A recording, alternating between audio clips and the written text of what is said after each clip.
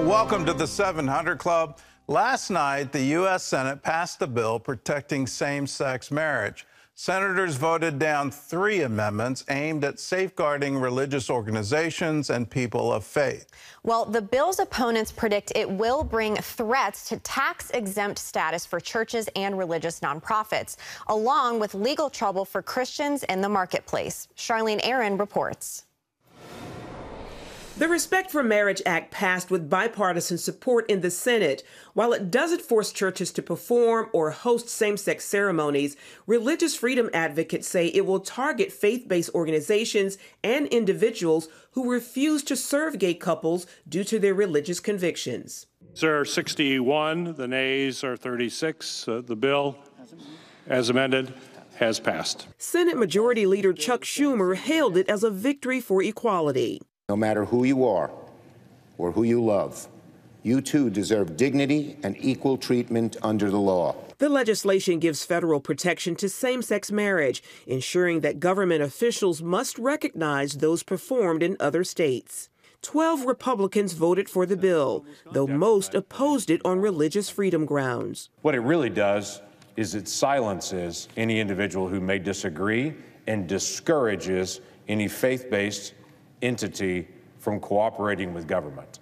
To say, if you want to be able to partner with the state in any area, you probably aren't welcome here because you don't share the same beliefs. While the bill is supposed to protect nonprofits from losing their tax-exempt status, some senators wanted stronger language. Our amendment actually includes the belief about marriage included into it to make it very, very clear that if you have a different belief about marriage, you won't lose your nonprofit status. The Senate rejected 3 Republican amendments from Senators Mike Lee, Marco Rubio, and James Lankford. Senator Lankford also highlighted concerns for protecting Christians in the marketplace, like baker Jack Phillips, who's been sued several times for refusing to bake wedding cakes for same-sex couples and transgender people. So their choice would be either not to provide those services or to abandon their faith. Noel Garnier of National Religious Broadcasters says the measure not only threatens religious liberty, but also traditional values. As Christians, we believe that the family and the marriage are the bedrock of a strong society. It's heartbreaking to see so many lawmakers agree and concur that that traditional view of marriage and family has no place in U.S. policy. The bill now goes to the House early next week, where it is expected to pass. It will then head to President Biden, who says he will sign it into law.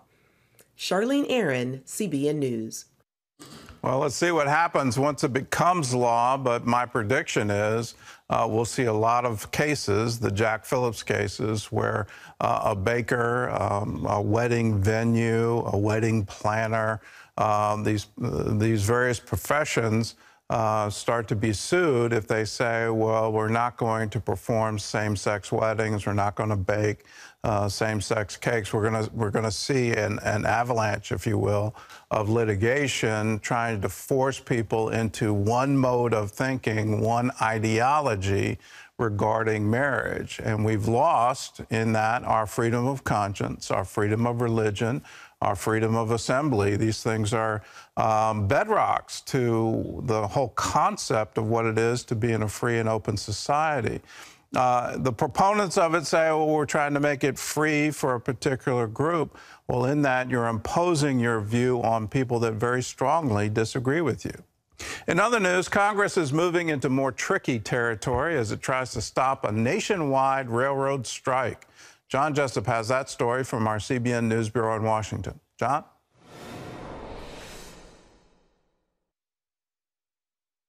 An earlier deal reached by labor unions and the Biden administration. Speaker Nancy Pelosi, though, reluctantly agreeing to take up the measure to protect the fragile economy.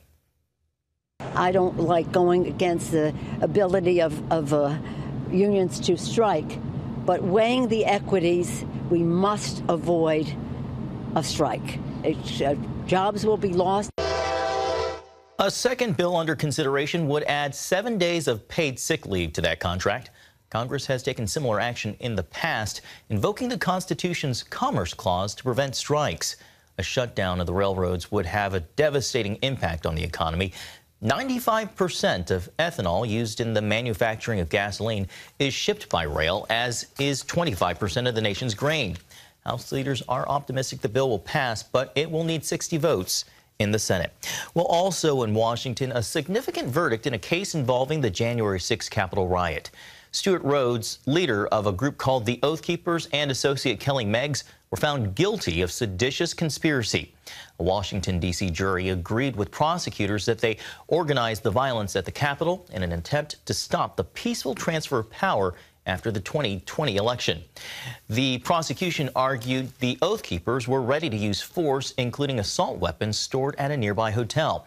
They also presented text messages from Rhodes predicting a, quote, bloody and desperate fight and a civil war. The defendants testified that those texts were not to be taken seriously and they weren't planning any violence. Well, the FBI is stepping into international affairs, opening an investigation into the tragic death of a Palestinian-American reporter several months ago in Israel. As Chris Mitchell reports in Jerusalem, that decision is creating tension between both the United States and Israel. On May 11th, Al Jazeera reporter Shireen Abu Akleh died from a crossfire between Israeli troops and Palestinians in the city of Jenin. While the Palestinian Authority blamed the IDF for deliberately killing Akleh, it refused the offer of a joint investigation or produce the bullet that killed her. In September, the IDF finished its investigation, concluding it was likely accidental gunfire from the IDF that killed Abu Akleh.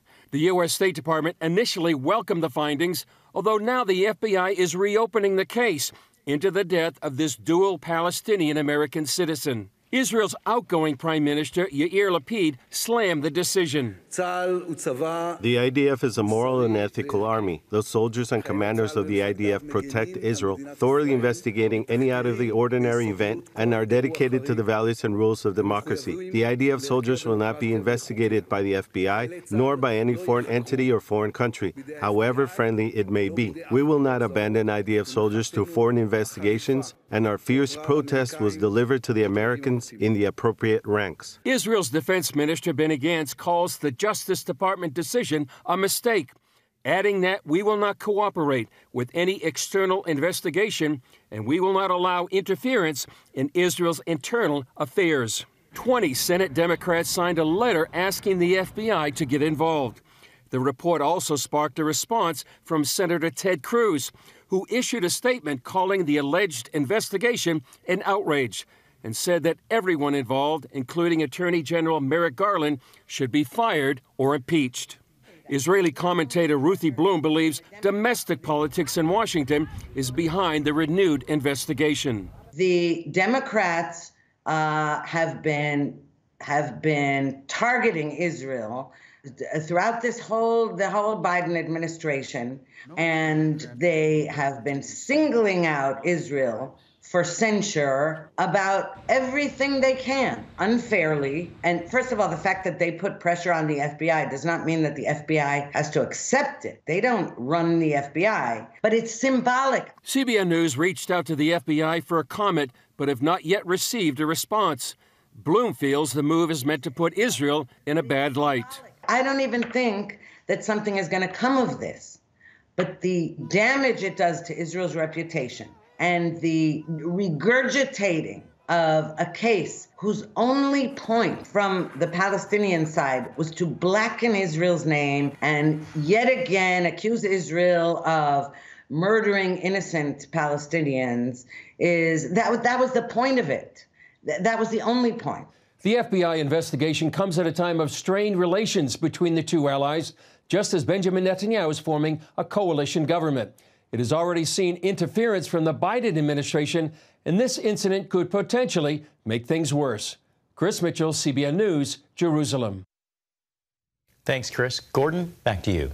Well, I don't understand why the FBI would want to prompt an international incident.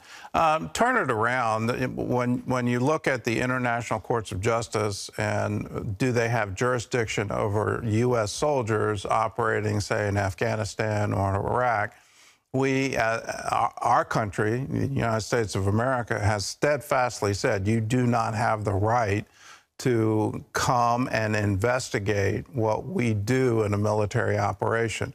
We protect our soldiers. And we've done this for decades, whether it's soldiers stationed in Germany, soldiers stationed in the Philippines, soldiers stationed in Japan. We have said we have military courts for that. And so why are we having a second standard, a double standard when it comes to Israel? Israel has done its investigation. They've already determined it was likely from an IDF soldier, and this reporter was caught in the crossfire. So the investigation's already happened. I don't see why the FBI wants to have some further investigation and try to create an international incident with Israel, our close ally.